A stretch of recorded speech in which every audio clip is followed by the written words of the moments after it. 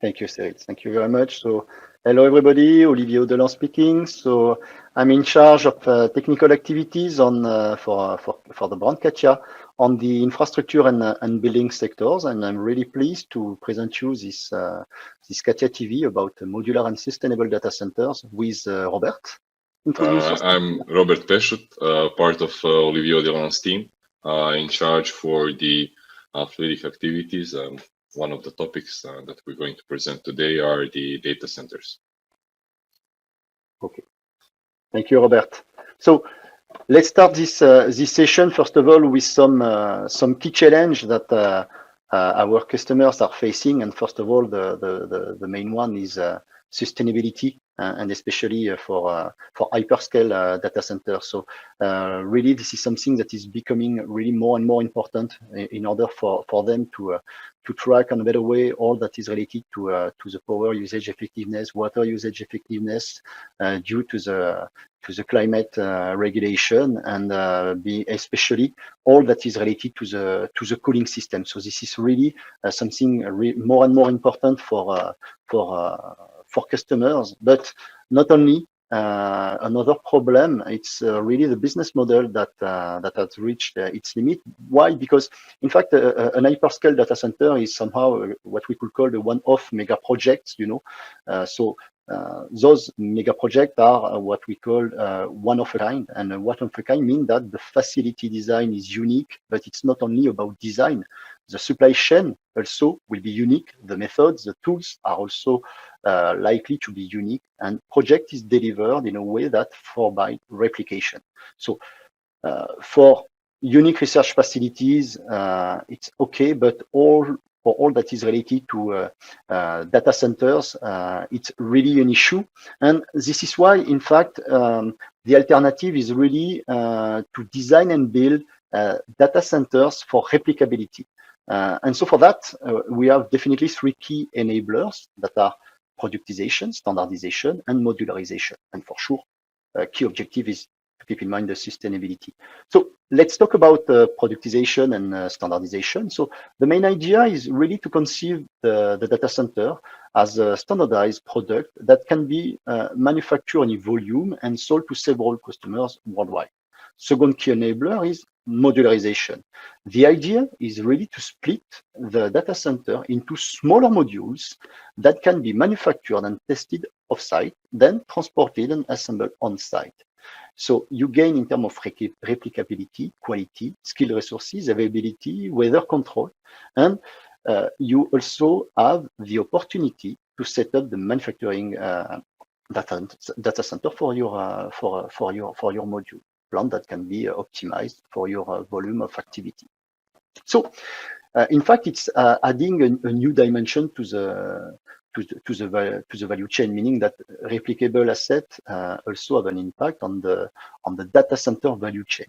And this is really something new, because a replicable data center is definitely a product. First of all, will be defined as a system of modular systems, and we will deep dive afterwards. Why do we say that the data center is a system of systems? But then, for an EPC, the data center is a product that requires technology innovation. You need to design a data center that will fulfill a large panel of stakeholders' requirements, regulation, so that embed innovations coming from state-owned research. And you will want to validate your concept as early as possible.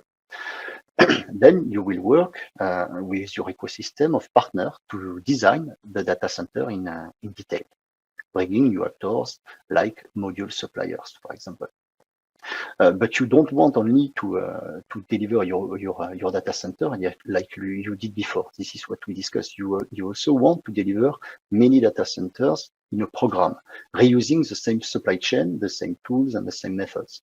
And finally, a standard data center should be operated and maintained like a fleet, or a fleet of fleet. Again, this is really those change that we would like to address with our approach. And so this is why, as you can see, the new challenges are really to design the data center as a product, as a set of modules, and to be able then to change the way we manufacture data centers. The ambition is really, let's say, to play Lego in order to define and assemble the data centers based on modules.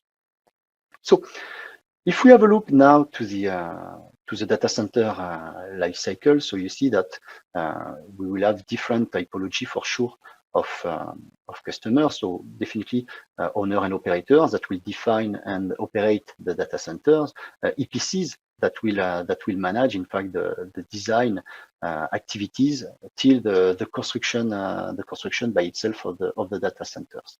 And so what is really key, it's in fact this is really a complex ecosystem regarding stakeholders, because the original equipment manufacturers who will provide the construction elements, the EPCs companies are in charge to deliver the construction to the owner and operators, all subcontractors involved in the execution of the project on the field, etc., etc. So really a complex ecosystem that we want to federate thanks to our platform.